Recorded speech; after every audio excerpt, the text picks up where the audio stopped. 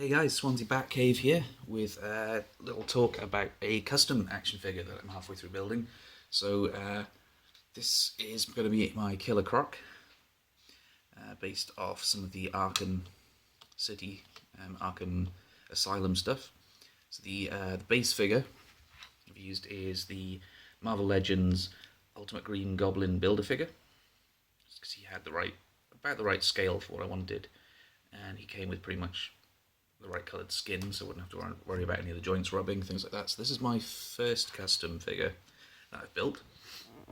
There's not a lot of stuff I've done on him that wasn't on the original figure. So his trousers were part of the original figure.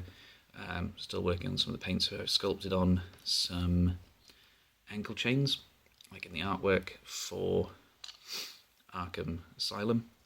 Give him a little belt rope around there.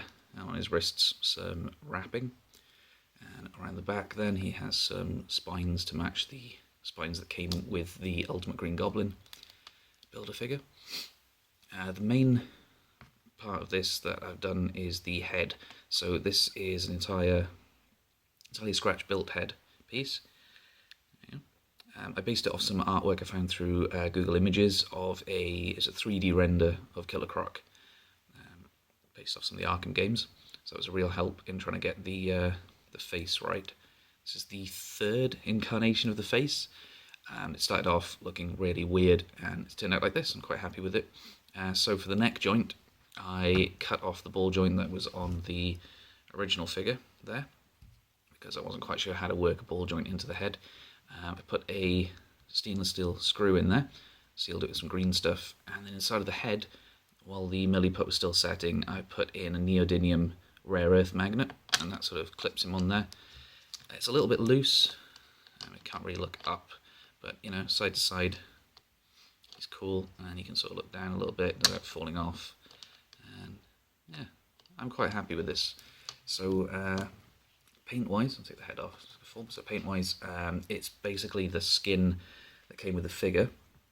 I've given it a wash using some Citadel paints, it's like the Games Workshop paints, because they've got a really nice strong pigment in them. So we've given it, first of all, a Nuln oil wash, which is like their sort of ink paint over everything, all the green skin mainly. There you go. The trousers were then given just a couple of dry brush coats of different types of blues to bring out the colour. And because it's dry brushed, it doesn't really suffer from that much joint rub, because it's basically just a sort of less than a millimetre of paint. It's just a tiny amount of paint on the legs. And then the rest of it, the wraps and the arms are just milliput with the same Null oil wash over them, and then a dry brush of white. And then for the main skin, I started with just building up the greens from like a dark green up to quite a bright green, just making it lighter and lighter. And then for this colour, it's just a skin tone again from the Citadel range, like I think it was elf flesh, just dry brushed up with progressively lighter coats of elf flesh and white acrylic. Same for the hands. When I get to finishing it, I think the spines on here are going to be in a darker green, almost black, and then these will be in like a rusted metal colour.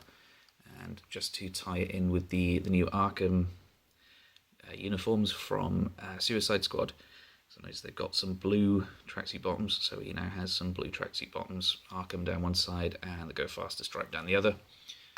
Yeah. So yeah, in scale, I'll grab with the magic of editing, I'll grab a Batman toy I have for scale. There we go. So this is the SU Figuarts Batman figure. For scale next to him, and I think it's to me it looks about right from the game. It's about the right height. It's sort of a head and a half above him. He's much wider, much thicker, and that's with his legs apart. So if he were to stand straight, he would be much higher, taller again. I'll talk about this Batman figure in another video because he's quite cool. Yeah, so that's my first attempt at a custom. So my next little. There we go. So my next attempt at the custom is going to be a clayface in the same scale, in that it will sit with the Figuarts Batman. So this is a Marvel Select Ultimate Hulk, I think.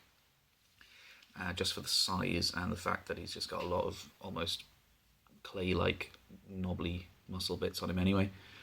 So we have a partially sculpted face for him, going a little bit from the Arkham games. Let's see if I can focus this on the skull. No, never mind.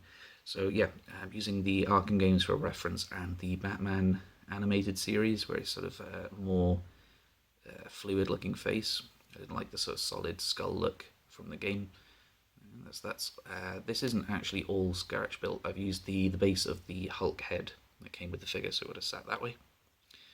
Flipped it round because I like the back of the head. Use the chin. Back of the head, use the chin. That's like a back bit, and then just sculpted over that to give the shape. It means I use much less milliput than I did on the last head.